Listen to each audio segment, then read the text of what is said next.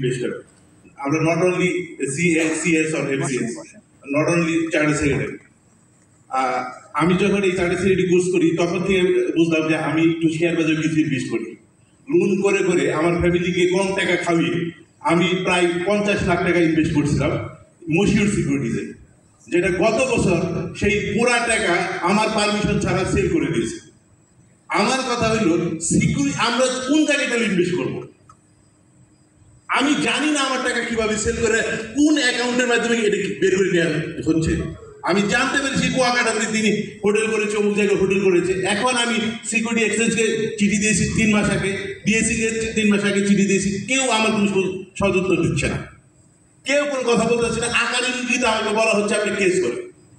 তা আমার মতো এফসিএ যদি কোনো রাস্তা না পায়, আপনি শেয়ার বাজারে কিভাবে ইনভেস্টরদের ফিরিয়ে আনবে?